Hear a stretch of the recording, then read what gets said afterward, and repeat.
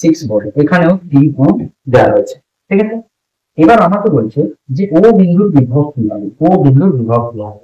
তো এটা তো আমরা কেসিএল লাগিয়ে কিরচফস কারেন্ট ল লাগিয়ে সহজে আমরা বের করতে পারবো। আর এরকম আমরা কোশ্চেন করেছি কোশ্চেন নাম্বার 3 তে আমরা এটাই ইউজ করেছি যে কারেন্ট বেরোবে বা ঢুকবে। যদি আমি ধরে নিই বেরোচ্ছে তিনটে কারেন্ট, I1, I2, I3, তো এই জাংশনে এই বিন্দুতে কারেন্ট কোনোদিন জমা হয় না, আধান জমা হয় না। তো I1, I2 plus I3 zero হয়ে যাবে। দুটো যদি ঢুকে একটা বেরোতেই হবে। যত জল ঢুকেছে, যদি পাইপ থাকতো, যত জল ঢুকবে তত জল কিন্তু বেরোতে হবে, যত আধান ঢুকবে তত আধান কিন্তু বেরিয়ে যেতে হবে। তো টোটাল যোগফল আমাদের শূন্য হতে হবে। তো আমরা I1 তাহলে কি লিখবো, একে আমি VO লিখছি বা X লিখছি বিভব। ঠিক, বিভব X।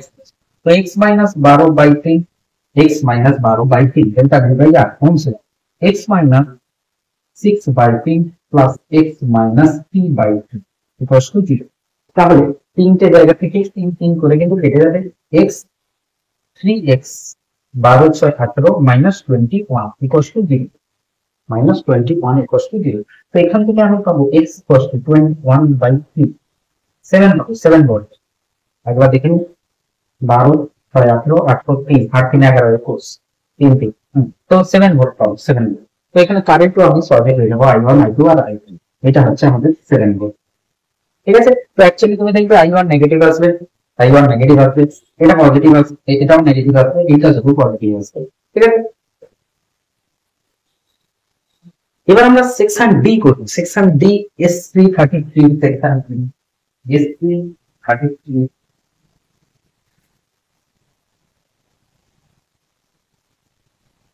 SC33 ফিজিক্স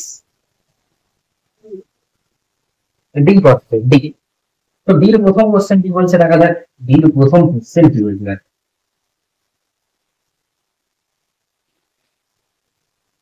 বলছে নিচের প্রশ্নগুলি থেকে সঠিক বিকল্পটি যা হবে সেটা অঋণাত্মকতম পূর্ণ সংখ্যা। আচ্ছা, অঋণাত্মকতম পূর্ণ সংখ্যায় আমাকে উত্তর লিখতে হবে। বলছে কোশ্চেন নাম্বার 17 বলছে, কোশ্চেন নাম্বার 17, 6 ওহম 12 ওহম এর রোধক দুটি সমান্তরাল সমবায়ে যুক্ত। 6 আর 12, 12 ওহম আর 6 ওহম সমান্তরালে। এবার কি বলবে, এই সমবায়টির সাথে 10 ভোল্ট ব্যাটারি ও 6 ওহম রোধকের সাথে শ্রেণীতে যুক্ত করা হবে। এই সমবায়টিতে কোথায় যুক্ত করা হয়েছে, একটি ব্যাটারি আছে 10 ভোল্ট আর একটি রোধ আছে 6 ওহম, তার সাথে যুক্ত করা হয়েছে, তার সাথে যুক্ত করা হয়েছে। ঠিক আছে, 12 ওহম রোধকের প্রান্তের বিভব হবে, 12 ওহম রোধকের প্রান্তের মানে এখানে বিভব চাইছে, এখানে বিভব। তো তাহলে আমি কি করবো, প্রথমে এখান থেকে কারেন্ট বের করে নিই। সেই কারেন্ট বের করে নিয়ে আমি কিন্তু কোশ্চেন সলভ করতে পারবো। এর মধ্যে দিয়ে কারেন্ট কত যাচ্ছে, এর মধ্যে দিয়ে কারেন্ট কত যাচ্ছে, দেখা যাক কারেন্ট কত হবে। 12 আর 6 আছে, এই রোধকে আমি একে সরিয়ে সরিয়ে সরিয়ে সরিয়ে এখানে নিয়ে যেতে পারি, একে সরিয়ে আমি এখানে নিয়ে যেতে পারি। তাহলে এটা কত দেওয়া আছে, 6 ওহম দেওয়া আছে। ওকে, তো পূর্ণ রোধ আমি বের করে নিই 12 আর 6, 12 6 মিলে কত হবে, 12 ইন্টু 6 বাই 12 প্লাস 6। ঠিক, তো এটা হয়ে যাবে 72/18, 4 হয়ে যাবে 4। তার মানে এর জায়গায় আমি 4 ওহম লাগাতে পারি, 4 ওহম আমি লাগাতে পারি। ঠিক আছে, তো 4 ওহম আর 6 ওহম, 4 ওহম আর 6 ওহম যদি হয় তাহলে 10 ওহম হবে, আর হয়ে যাবে 10 ওহম। তাহলে তড়িৎ প্রবাহিত হবে 10/10 V বাই R, 10/10 1 অ্যাম্পিয়ার তড়িৎ প্রবাহিত হবে।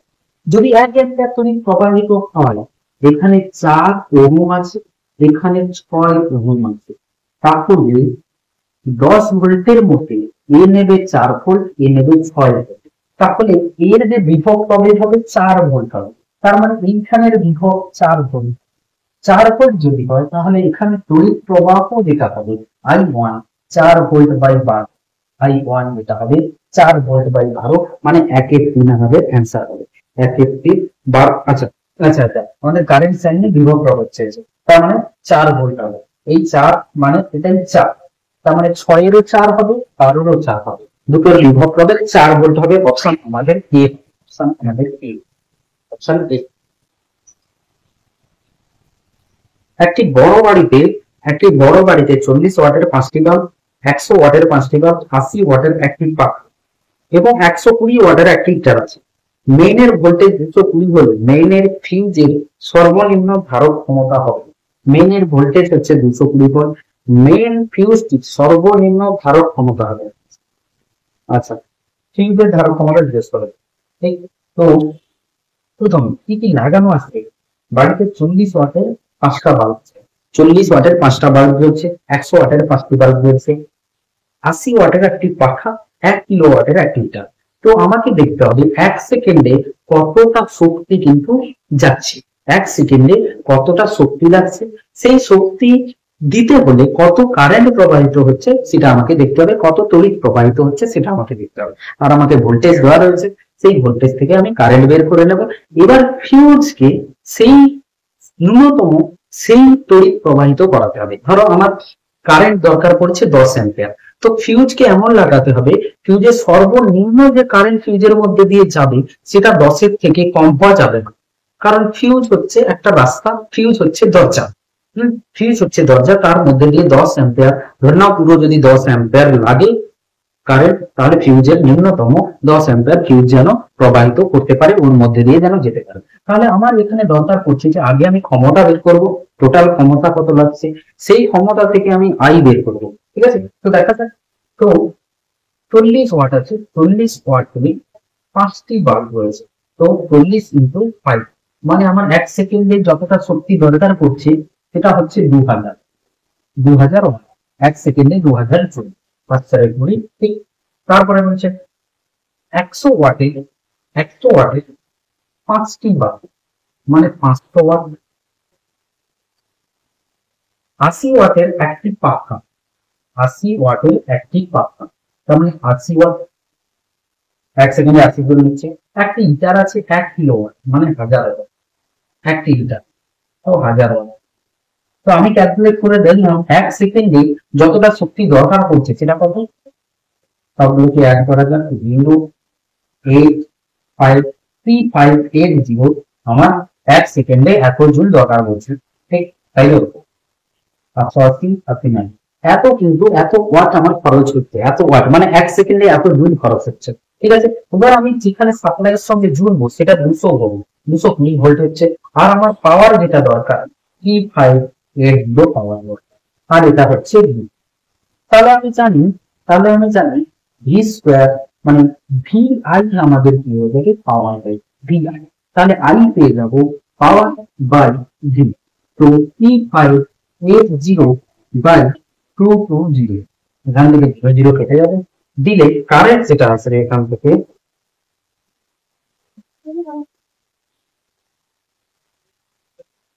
220 লাগিয়েছে। মেইন লোডের মেইন সর্বনিম্ন ধারক ক্ষমতা। তো 2, তো 2 দিয়ে যদি কাটি 350 মানে 1.358। আমাকে কিন্তু উপরেই লেখা রয়েছে, দেখো উপরেই লেখা রয়েছে অঋণাত্মক পূর্ণ সংখ্যাতে করতে হবে। তো 22, তো আমাদের হয়ে যাবে 22 মানে 13 নামবে, 6 12, তবে 12, তবে 12 2 হাতে 1, তবে 12 4, এখানে 6 আছে, 0 থেকে 3 7 মানে আমাদের এই 7 মানে 66 2 আছে 44। তো হয়ে যাবে প্রায় আই যেটা 16.2 অ্যাম্পিয়ার আমি ধরেছি। যে ন্যূনতম যে ফিউজ লাগানো হবে সে যেন 16.2 অ্যাম্পিয়ার যেন আমাদের দিতে পারে, আমাদের শক্তি আমাদের তড়িৎ প্রবাহিত যেন হতে পারে। এবার এখানে আমাকে বলছে যে কাছাকাছি ভ্যালু, তো তাহলে 16, তো আমাদের অ্যান্সার হয়ে যাবে 15 অ্যাম্পিয়ারের হতে হবে, কারণ এতটাই কারেন্টের 1 সেকেন্ডে দরকার পড়ছে, আর সেটাই ফিউজের মধ্যে দিয়ে যেতে হবে। কারণ ফিউজকে লাগানো হয় শ্রেণী সমবায়, তো শ্রেণী সমবায় থেকে ফিউজকে লাগানো হয় মেইনের সাথে শ্রেণী সমবায়। তো কারেন্ট যেটা প্রবাহিত হতে হবে 16 অ্যাম্পিয়ার, ওর মধ্যে দিয়ে গিয়ে বাকি সবে ভাগ হয়ে যাবে। ঠিক, চল। ইলেকট্রিক বাল্ব আছে 19, electric bulb 25 watt 220 volt, 100 watt 220 volt, শ্রেণী সমবায় 440 লাইনের সঙ্গে কোন বাল্বটি ফিউজ হবে, কোন বাল্বটি ফিউজ হয়ে যাবে বলছি। শোনো, এর একটা ইয়ে এর একটা কনসেপ্ট রয়েছে, সেই কনসেপ্ট কিন্তু তোমাকে জানতে হবে, সেই কনসেপ্ট তোমাকে জানতে হবে, সেই কনসেপ্ট তোমাদের বাড়ির মধ্যেও ব্যবহার করা হবে। ধরো তুমি বাজারে, আমি বললাম যে তুমি দোকান থেকে 5 ওয়াটের বাল্ব কিনে এনেছো, দিয়ে পড়তে পড়তে বসেছো, সেই 5 ওয়াটের বাল্ব কিন্তু তোমাকে ততটা উজ্জ্বলতা দিতে পারছে না যেটা পড়ার জন্য যথেষ্ট হবে। তো তুমি কি করলে, গিয়ে বললে তো 5 ওয়াট না, আমি 25 ওয়াটের বাল্ব কিনে আনবো। তার মানে তুমি এটা জানো যে 5 ওয়াটের থেকে 25 ওয়াটের বাল্ব বেশি উজ্জ্বলতা আমাকে দেবে। এবার আমাকে ভাবতে হবে যে বাড়িতে যে সমবায় থাকে সেটা শ্রেণী না সমান্তরাল। তো বাড়িতে আমাদের সমান্তরাল সমবায় থাকে, তার মানে আমাকে বুঝতে হবে যে সমান্তরাল সমবায় যদি লাগানো হয় তাহলে যার রেটিং বেশি থাকবে সে বেশি উজ্জ্বলতা দেবে। তার মানে 5 ওয়াট আর 25 ওয়াটের মধ্যে, 5 ওয়াট আর 25 ওয়াটের মধ্যে সমান্তরালে যদি লাগানো হয়, প্যারালাল যদি হয়, তাহলে এ বেশি উজ্জ্বলতা দেবে, যার রেটিং বেশি আছে সে বেশি উজ্জ্বলতা দেবে। আমি থিওরিতে যাচ্ছি না, আমি প্র্যাকটিক্যাল তোমার কথা বলছি যে বাড়িতে যেটা ইউজ হয়। ঠিক আছে, তো বাড়িতে যেটা ইউজ হয় সেটা তোমরা সকলেই জানো, আর এটাও জানতে হবে বাড়িতে সমান্তরাল সমবায় ইউজ করা হয়। তার মানে শ্রেণীতে উল্টো পায়, শ্রেণীতে তাহলে উল্টো হবে, যদি শ্রেণীতে লাগানো হয় এটা প্যারালাল ছিল, যদি সিরিজে লাগানো হয় শ্রেণীতে, তাহলে 5 ওয়াট বেশি উজ্জ্বলতা দেবে। ঠিক, তো বাড়ির থেকে আমি প্র্যাকটিক্যাল নলেজ থেকে প্যারালালটা জেনে নিলাম, শ্রেণীটা ওর উল্টা হবে। এবার কোশ্চেন কি বলছে একটু দেখেন। কোশ্চেন 19 বলছে ইলেকট্রিক বাল্ব 25 ওয়াট দেওয়া আছে আর 100 ওয়াট দেওয়া আছে, তাদেরকে শ্রেণী সমবায়ে লাগিয়েছে। তাহলে তো বুঝতে পারলাম যে শ্রেণী সমবায়ে যে ছোট, যার পাওয়ার রেটিং কম, 25 ওয়াট আর 100 ওয়াট দেওয়া আছে, যার পাওয়ার রেটিং কম হবে সেই বেশি উজ্জ্বলতা দেবে, সেই বেশি উজ্জ্বলতা দেবে। তো তাহলে আমাদের এখানে হয়ে যাবে 25 ওয়াটের বাল্বটি, আচ্ছা কে ফিউজ হয়ে যাবে বলছে, আচ্ছা কে ফিউজ হয়ে যাবে এখানে বলছে। যদি উজ্জ্বলতা জিজ্ঞেস করতো তাহলে উজ্জ্বলতা বেশি 25 ওয়াটের হবে, উজ্জ্বলতা বেশি 25 ওয়াটের হবে। এখানে বলছে কে ফিউজ হয়ে যাবে, আচ্ছা দেখে নিই কে ফিউজ হয়ে যাবে। ফিউজ সেই বাল্বটি হবে যেই বাল্বটি 220 ভোল্টেজের থেকে বেশি বিভব নিয়ে নেবে। আমাদের যে ভোল্টেজ লাগানো আছে সেটা হচ্ছে 420 ভোল্ট, এই 440 ভোল্ট আছে, তাই তো? তো 440 ভোল্টে লাগানো, 440 ভোল্টে লাগানো, এটা ধরে নাও 25 ওয়াট, আর এটা হচ্ছে 100 ওয়াট। যদি এটা 25 ওয়াট 25 ওয়াট দুটোই 25 ওয়াট হতো, বা যদি দুটো 100 ওয়াট 100 ওয়াট হতো, তাহলে সমান হলে 220 ভাগ হয়ে যেত। কিন্তু এখানে দেখছি 420 আছে, একটা বেশি একটা কম, তার মানে এখানের বিভব যেটা হবে V1 V2 সেটা কিন্তু আলাদা আলাদা হবে, মানে V1 not equal to V2। তার মানে বুঝতে পেরেছো, একটা বিভব 220 থেকে বেশি হবে আর একটা বিভব 220 থেকে কম হবে। তো যে যার বিভব 220 থেকে কম হবে সে তো জ্বলবে, লো ভোল্টেজ যখন বাড়িতে আসে জ্বলে, কিন্তু হাই ভোল্টেজ হয়ে গেলে তখন কিন্তু বাল্ব ফিউজ হয়ে যায়। তো আমাকে বুঝতে হবে কোনটার বিভব 220 থেকে বেশি, কারণ এদের রেটিং আছে 220 ভোল্ট, এদেরকে যদি 220 ভোল্টের থেকে বেশি দিয়ে দেওয়া হয়, তোমার যতটা নেওয়ার আছে, খাবার নেওয়ার ক্ষমতা আছে তার থেকে বেশি নিয়ে নিলে তোমার ডাইজেশন হবে না, হজম হবে না, তো ফিউজ হয়ে যাবে। ঠিক আছে, তো এখানে আমাকে দেখতে হবে এই দুটোর মধ্যে V1 220 থেকে বেশি না V2 220 থেকে বেশি। ঠিক আছে, আমি বুঝতে পারলাম দুটোর মধ্যে কারেন্ট কিন্তু একই যাবে, দুটোর মধ্যে কারেন্ট একই যাবে, তাহলে যার রোধ বেশি হবে সেই কি করবে, বিভব বেশি নেবে, কারণ V1 IR1 আর V2 IR2। তো আর কি করে পাবো, আর পাওয়া যায় রেটিং থেকে, কিভাবে, V2 I, V2 বা সরি P I2R বা V2 ঠিক, এখান থেকে আর পাবো পাওয়ার রেটিং আর ভোল্টেজ রেটিং, রেটিং বলবো। So R is voltage rating square power rating, R এখান থেকে পাওয়া যায়, আর এখান থেকে পাওয়া যাবে voltage rating by power rating. Voltage rating তো 220 দুজনের আছে, কিন্তু পাওয়ার রেটিং যেটা আছে একজনের 25 একজনের 100, যার পাওয়ার রেটিং কম হবে তার রোধ বেশি হবে, তার রোধ বেশি হবে। তাহলে এখানে R1 কিন্তু বেশি হচ্ছে R2 থেকে, এই কারণ পাওয়ার রেটিং কম। তো যার কম পাওয়ার হবে, পাওয়ার রেটিং, তার রোধ বেশি হবে, তো তার ভোল্টেজও বেশি হবে। তো V1 বেশি হয়ে যাচ্ছে V2 থেকে, তার মানে নিশ্চয়ই হাফের থেকে বেশি হয়েছে, তো ফিউজ হয়ে যাবে 25 ওয়াটের বাল্ব, 25 ওয়াটের বাল্ব ফিউজ হয়ে যাবে, 25 ওয়াটের বাল্ব ফিউজ হয়ে যাবে। তো অপশন আমাদের সি হবে। ঠিক, চল, এটা তোমাকে জানতে হবে যে দুজনের মধ্যে রোধ কার কম কার বেশি, না হলে কিন্তু কোশ্চেন সলভ করতে পারবে। চল 20, 10 ওহম অভ্যন্তরীণ রোধ যুক্ত একটি গ্যালভানোমিটার 0101 প্রবাহে পূর্ণ স্কেল বিক্ষেপ দেখায়। ঠিক আছে, 10 ওহম অভ্যন্তরীণ রোধ যুক্ত গ্যালভানোমিটার আছে, গ্যালভানোমিটারের রোধ দেওয়া আছে 10 ওহম, তার যে ম্যাক্সিমাম কারেন্ট সে দেখাতে পারে 0.01 অ্যাম্পিয়ার, ইহাকে ভোল্টমিটারে রূপান্তরিত করে পূর্ণ স্কেল বিক্ষেপ 120 করতে কত রোধ যুক্ত করতে হবে দেখা যাক। তো প্রথম কথা শ্রেণীতে যুক্ত করতে হবে, অপশন এ না হলে সি হবে, অপশন এ না হলে সি হবে, সমান্তরালে যুক্ত করা হয় না। ভোল্টমিটার যখন বানানো হয় উচ্চ মানের রোধকে গ্যালভানোমিটারের সঙ্গে শ্রেণীতে যুক্ত করা, এবার কত যুক্ত করতে হবে সেটা আমাদের ক্যালকুলেশন করবে। দেখা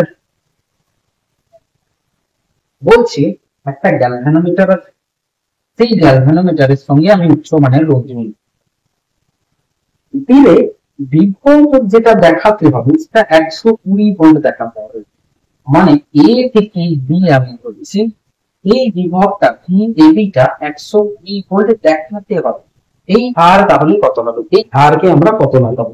ঠিক আছে, তার আগে কি বলেছে যে শুধুই যদি গ্যালভানোমিটার থাকে, শুধুই যদি গ্যালভানোমিটার থাকে তার মধ্যে থেকে কারেন্ট যদি আই যদি 0.01 অ্যাম্পিয়ার হয়,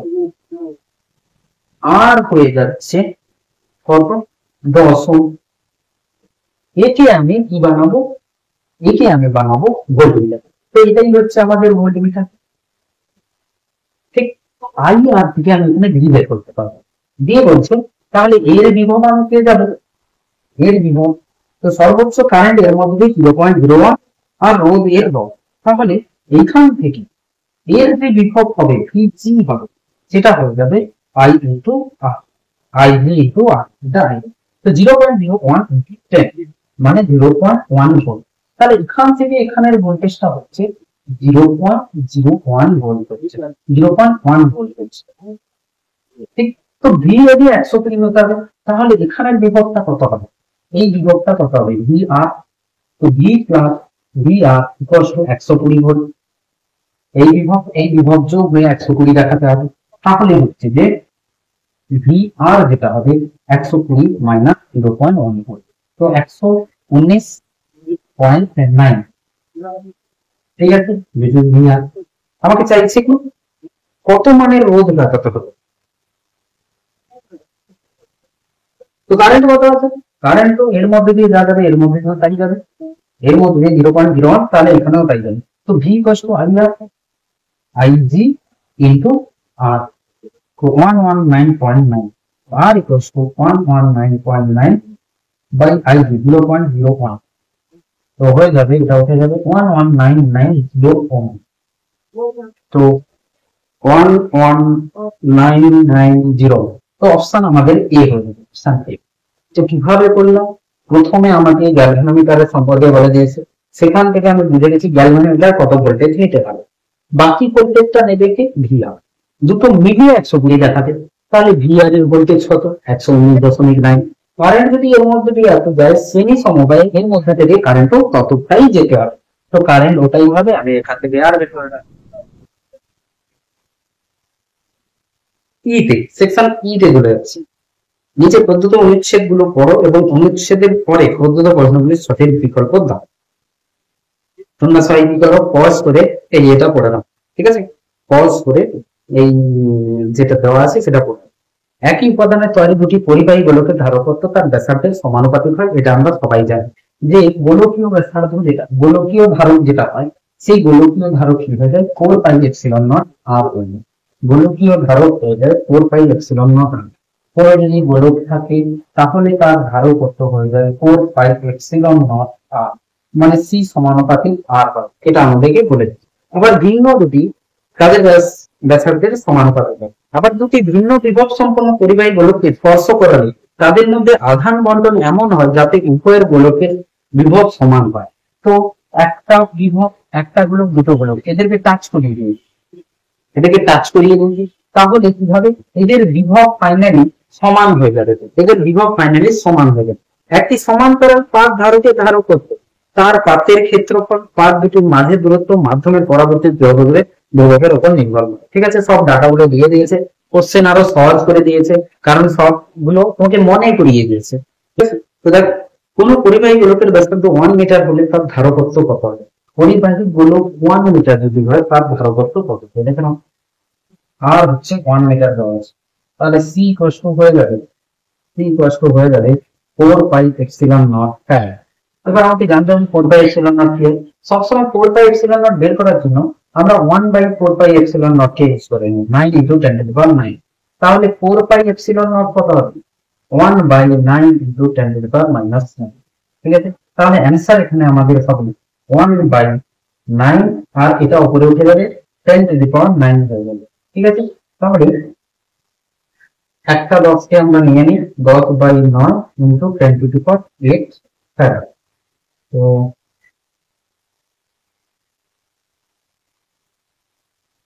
9 ইনটু 10 টু দি পাওয়ার 9, তাহলে 1 by 4 pi epsilon naught plus হয়ে যাবে, অ্যাকচুয়ালি এটা মাইনাস হবে। ঠিক আছে, নিচে চলে আসছে, মানে উপরে গেলে মাইনাস 9 হবে।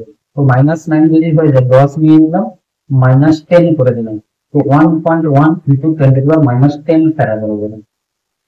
অপশন আমাদের সি, অপশন সি পাবে। যে একটি গোলাকার তরল বিন্দুর ধারকত্ব দেওয়া রয়েছে, একটি গোলাকার তরল বিন্দুর ধারকত্ব দেওয়া রয়েছে, ঠিক, যেটা হচ্ছে 1 মাইক্রোফ্যারাড। বিন্দুটি ভেঙে 8টি সমান ব্যাসার্ধে তৈরি হয়েছে, সমান ব্যাসার্ধের তরল বিন্দু তৈরি হয়েছে, সমান ব্যাসার্ধে, মানে এখানে আর ছিল, এখান থেকে 8টা সমান ব্যাসার্ধের তরল বিন্দুতে তৈরি হয়েছে। তার মানে কি, একটার যদি আয়তন ভি হয়, ছোট্ট ভি, বা সেটাই হবে 4/3 পাই ছোট্ট আর কিউব, তাহলে টোটাল আয়তন এখানে যত হবে 4/3 পাই ক্যাপিটাল আর কিউব, এর যা আয়তন হবে এই টোটাল আটখানা মিলেও আয়তন 1 গ্রাম। ধরে নাও তুমি একটা বোতলে জল ছিল, সেটাকে 8টা কাপে সমান ভাগে কি করে দিয়েছে, সমান আয়তনে রেখে দিয়েছে। তার মানে বোতলে যে জল ছিল সেটা 8টা কাপে যে হবে সেটার সমান হবে, মানে 8টা কাপে যে জল আছে তার সমান হবে। ঠিক আছে, তো এর যে টোটাল আয়তন হবে এর আয়তনের সমান হবে, তাহলে 8টা হচ্ছে 8 গুণিত 4/3 পাই আর, ঠিক, সেখান থেকে এটা এটা এটা এটা কেটে যাবে। তো আমি যে স্মল আর পাবো সেটা হবে আর কিউব বাই 8, তো আর হয়ে যাবে r/2, r/2 হয়ে যাবে। তার মানে ব্যাসার্ধ যেটা হচ্ছে r/2 হচ্ছে। ঠিক আছে, তাহলে এখানে যদি সি হয়ে যায় সমানুপাতিক আর, তাহলে নতুন যে সি হবে সেটাও সমানুপাতিক r/2 হয়ে যাবে, নতুন আর স্মল আর। তো সি ড্যাশ বাই সি করলে, সি ড্যাশ বাই সি করলে r/r হয়ে যাবে, ঠিক, সি ড্যাশ বাই সি, আচ্ছা সরি, r/r হয়ে যাবে। তো r আমাদের হচ্ছে r/2 বাই r, তার মানে হচ্ছে হাফ, তার মানে সি 2/2 হয়ে যাবে, তার মানে 1 মাইক্রোফ্যারাড বাই 2। তো 1/2 মাইক্রোফ্যারাড আমাদের অ্যান্সার হবে, 1/2 মাইক্রোফ্যারাড আমাদের অ্যান্সার হবে। ঠিক, কোশ্চেন নাম্বার 23 দেখিয়েছে। কোশ্চেন নাম্বার 23,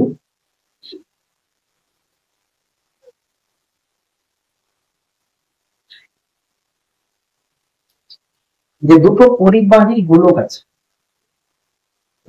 দুটো পরিবাহী গোলক, একটা হচ্ছে এ আর একটা হচ্ছে বি, ঠিক, এদের জুড়ে দেওয়া হয়েছে, দিয়ে এখানে কিছু কিউ আধান দেওয়া হয়েছে, পুরো সংস্থায় কিউ আধান দেওয়া হয়েছে। বলছে এদের যে আধান ঘনত্ব পাবে সিগমা 1 সিগমা 2, আধান ঘনত্ব, ক্ষেত্র আধান ঘনত্ব, আধান বাই ক্ষেত্রফল যেটা হবে সেটা পাবো। তো আগে দেখতে হবে এই কিউ এর কতটা এর কাছে যাচ্ছে, কতটা এর কাছে যাচ্ছে, সেটা দেখতে হবে। টোটাল আধান কিউ আছে, টোটাল আধান কিউ, এটাতে কিছু যাবে এটাতে কিছু যাবে। তো আমি ধরে নিলাম এটাতে কিউ ড্যাশ যাবে, এটাতে কিউ মাইনাস কিউ ড্যাশ যাচ্ছে, ঠিক, এটাতে কিউ ড্যাশ এটাতে কিউ মাইনাস কিউ ড্যাশ। তো দুজনের আর এটা তখনকার যখন হচ্ছে এদের বিভব সমান হয়ে যায়, বিভব সমান হয়ে গেছে কিউ ড্যাশ যাওয়ার পরে, তারপরে কিন্তু আর আদান প্রদান হচ্ছে না। তাহলে আমি লিখতে পারি K Q dash by A equals to K Q minus Q dash by B. মানে আমি গোলকের বিভবকে সমান করে দিচ্ছি, বিভব সমান করলে কিউ ড্যাশ হয়ে যাবে। এখান থেকে কিউ ড্যাশ হবে এ কে কেটে গেল, কিউ ড্যাশ হবে A by B Q minus Q dash, মানে হচ্ছে A by B Q minus A by B Q dash, Q dash.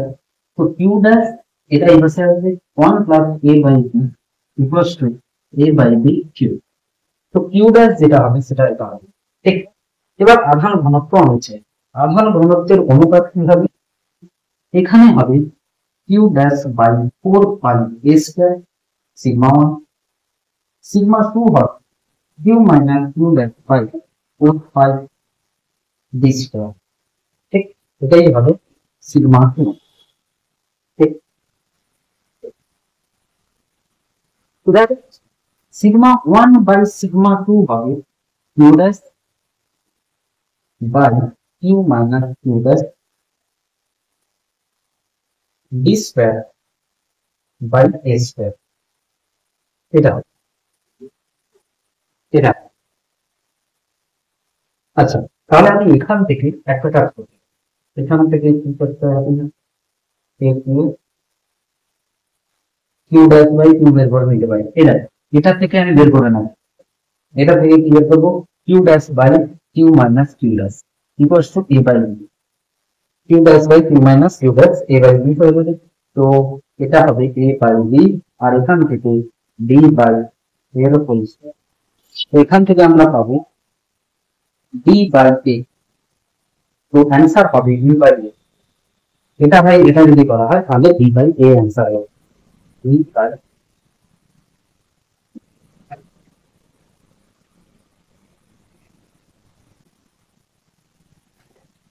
বলছে এন সংখ্যক, এন সংখ্যক গোলাকার পরিবাহী নিয়েছে, তার বিভব হচ্ছে এন সংখ্যক নিয়ে জুড়েছে, এন সংখ্যক নিয়ে জুড়েছে। তো নতুন বিন্যাস কি হবে, নতুন বিন্যাস কি হবে, এন সংখ্যক পরিবাহী গোলক আছে, সেই এন সংখ্যক পরিবাহী গোলকের ভি বিভব ছিল, তাদেরকে একসাথে নিয়ে একটা গোলক বানিয়েছি, তার বিভব কি, ঠিক। তো তাহলে আবার সেই আগের কোশ্চেনের মতো এখানে প্রত্যেকটা এন সংখ্যক হচ্ছে পরিবাহী গোলক ছিল, এর আমি আর কে আর ধরছি। তো একটার আয়তন হবে 4/3 পাই আর কি, এন সংখ্যক আছে, তাহলে টোটাল আয়তন হচ্ছে এত। তো এখানে যে আয়তন হবে এখানের আয়তনও একই হবে, তাহলে দেখা যায় এর আয়তন আমি কিছু আর নিচ্ছি। তো 4/3 পাই আর টি, তো 4/3 এটা এটা এটা এটা কেটে গেল। তো আর যেটা হবে, ক্যাপিটাল আর যেটা হবে সেটা আর কিউব এন ইন্টু 1/, তো হয়ে যাবে এন 1/3 আর। তো নতুন আর যে হয়েছে সেটা এটা।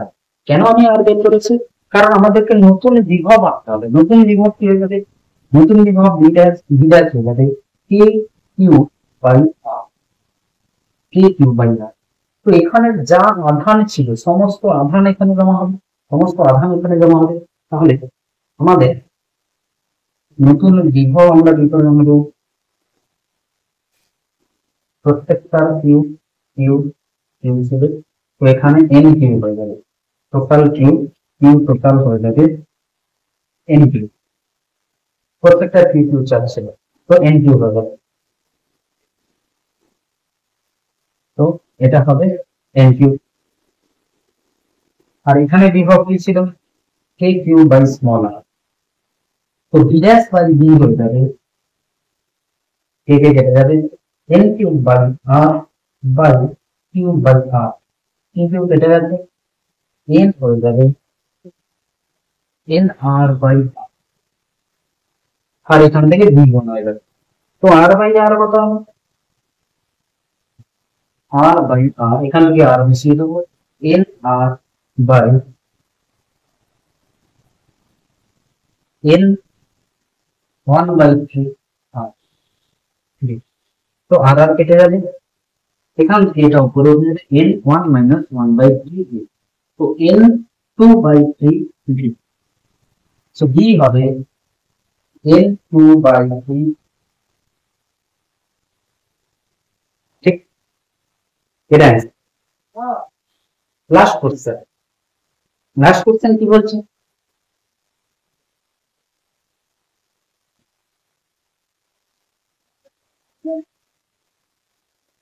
লাস্ট কোশ্চেন বলছে একটি ধারক নিয়েছে, সেই ধারককে চার্জ করা হয়েছে, চার্জ করার পর ব্যাটারিকে খুলে নেওয়া হয়েছে, চার্জ করেছি ব্যাটারি খুলে দিচ্ছি, মানে ওর মধ্যে আধান কিন্তু একই থাকে, ওর মধ্যে আধান ধ্রুবক হয়।